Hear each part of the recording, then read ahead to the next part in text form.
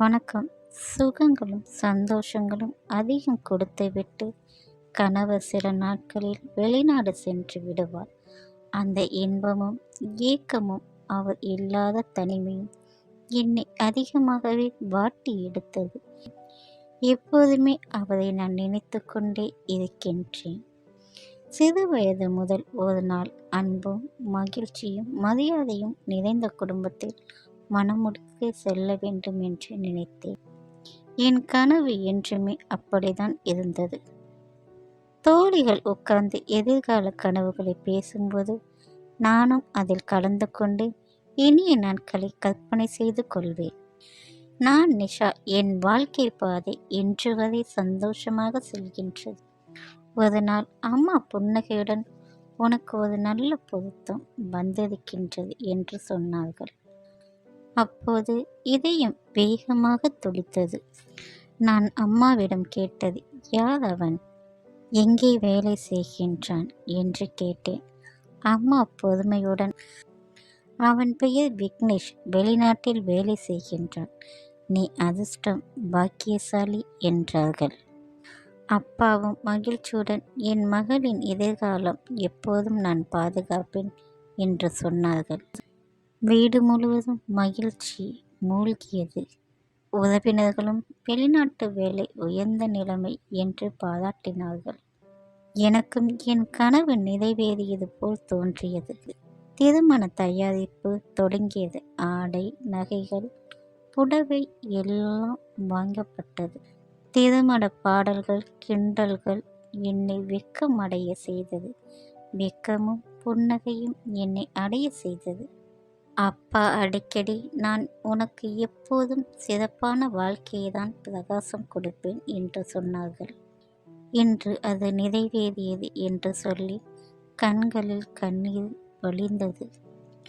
திருமண நாள் வந்தது. பட்டு புடவை அணிந்து, உடல் முழுவதும் நகைகளும், கைகளில் மெஹந்தி பொட்டுடன், அம்மாவின் கண்ணீர் கலங்க புன்னகையும் என் திருமணம் நிறைவேறியது. என் புதிய வாழ்க்கை தொடங்கியது. முதலில் எல்லாம் சொந்தம் போல் இருந்தது. மாமியார் அன்புடன், இனி இந்த வீடு உன்னுடையது, நீ இந்த வீட்டில் அலங்காரம் என்று சொன்னார்கள். என் கணவர் அறையில் இருவருக்கும், இனி உனக்கும் அதுதான் என்று சொன்னார்கள். அன்று முதல் இரவு அவர் என் பக்கம் வந்தார். கணவர் புன்னகையுடன், நீ என் வாழ்வில் மிகப்பெரிய பொக்கிஷம், உன்னை எப்போதும் நான் மகிழ்ச்சியுடன் வைத்திருப்பேன் என்று சொன்னார்கள். நான் உண்மையில் அதிர்ஷ்டசாலி என்று நினைத்தேன். அவர் என்னிடம் பேசியது எனக்கு மகிழ்ச்சி தந்தது. என்னை அணைத்து கொண்டார், முத்தங்கள் கொடுத்தார், இன்ப உச்சக்கட்டத்தை கொண்டு சேர்த்தார். என் முழுமையான முத்தங்களை எனக்கு கொடுத்தார். அவருக்கு மிகவும் பிடித்தது என் சூடான மூச்சுக்காற்று. அதை அவர் அனுபவிக்க ஆரம்பித்தார். பின்பு அனைத்தும் நன்றாகவே முடிந்தது. ஒரு ஆணின் பலங்கள் அனைத்தும் என்னிடம் காட்டி மகிழ்ச்சி அடைந்தார். அன்று முதல் இரவு நன்றாகவே எனக்கு முடிந்தது. 15 நாட்கள் மகிழ்ச்சியாக சென்றது. ஆனால் அதன் பின் அவர் மீண்டும் வெளிநாடு போக வேண்டிய சூழ்நிலை வந்தது. அவரும் சென்று விட்டார். அவர் சென்ற பின்பு வீடு வெறிச்சோடி போனது போல் தோன்றியது. சில நாட்கள் கழித்து மாமியாரின் நடத்தை மாறியது. முன்பு அன்பாக இருந்தவர் இப்போது கடுமையாக நடந்து கொண்டார். காலையில் எழுந்திருக்கும் முன், நீ சோம்பேறி, உனக்கு வேலை செய்ய தெரியாதா என்று தினமும் திட்டுவார்கள். வீட்டில் உள்ள அனைத்து வேலைகளும் என் மீதே விழுந்தது. சமையல், சுத்தம், துவைப்பது அனைத்துமே நானே செய்ய வேண்டியதாய் தோன்றியது. சிறிய தவறு நடந்தாலும் திட்டி அடித்து விடுவார்கள். சில சமயம் சூடான தேநீரை என் மேல் ஊற்றினார்கள். என் உடல் வலித்தது. ஆனால் என் மனம் அனைத்தையும் காயமடைந்தது. என் கணவரிடம் சொல்ல விரும்பினேன். ஆனால் மாமியார் எப்போதும் என் அருகிலே இருப்பதால் முடியவில்லை. ஆனால் அவர் தனியாக சென்று அவர் மகனிடம், மகனே, உன் மனைவி என்னை என்னை கவனிக்க விட்டுவிட்டாள். கணவரும் அவர்களின் வார்த்தைகளை நம்பி என்னை கண்டிப்பார். சில மாதங்கள் சென்றது. கணவரும் வீட்டுக்கு வந்துவிட்டார். எனக்கு மகிழ்ச்சி வந்தது. என் கஷ்டங்கள் அனைத்தும் தீர்ந்துவிட்டது என்று சந்தோஷமடைந்தேன். நானும் அவரை கவனிக்க ஆரம்பித்தேன். சில நாட்களுக்கு பிறகு என் பிரச்சனைகளை அவரிடம் சொல்லலாம் என்று நினைத்தேன். ஒரு நாள் நான் துணிச்சலுடன் என் காயங்களை நான் காட்டினேன். அவர் என்னை ஆறுதல் கூறுவார் என்று நினைத்தேன். ஆனால் என் அம்மாவை பற்றி ஒரு வார்த்தை கூட பேசாதே என்று கோபத்தில் அறைந்துவிட்டார். என் மனம் உடைந்து போனது. அந்த நாள் எனக்கு புரிந்தது. எனக்கு துணை யாரும் இல்லை, கணவன் இல்லை, மாமியார் இல்லை. பெற்றவர்களும் பொறுத்துக்கொள் என்று சொன்னார்கள். என் முற்றிலும் தனிமையை போனது.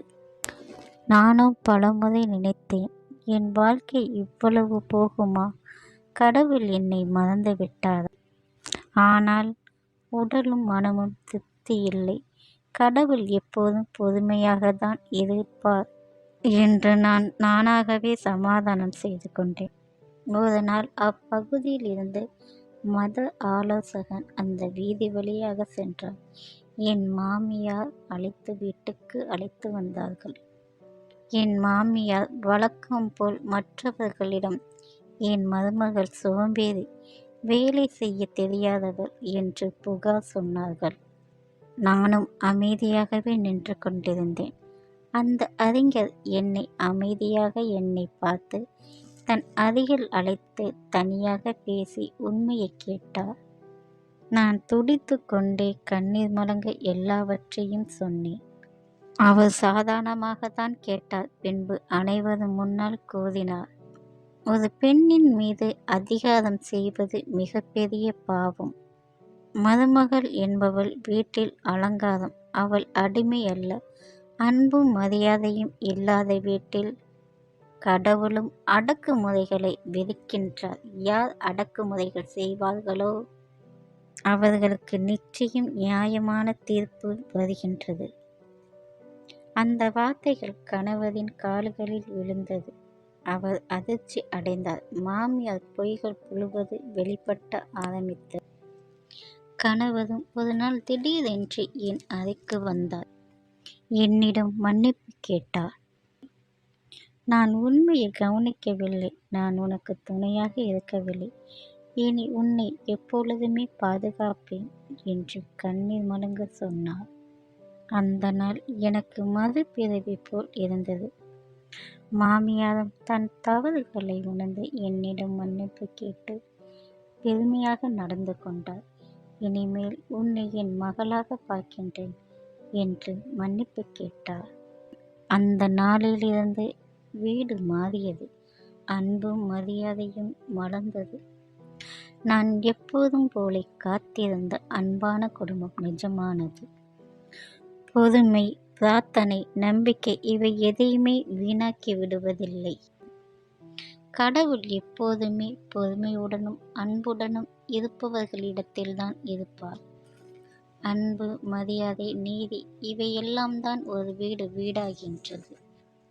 பெண்களை மதிப்போம், பெண்களை பாதுகாப்போம். நன்றி, வணக்கம். லைக் பண்ணுங்க, கமெண்ட் பண்ணுங்க, மேல் இருக்கும் பெல் பட்டனை அழுத்தவும்.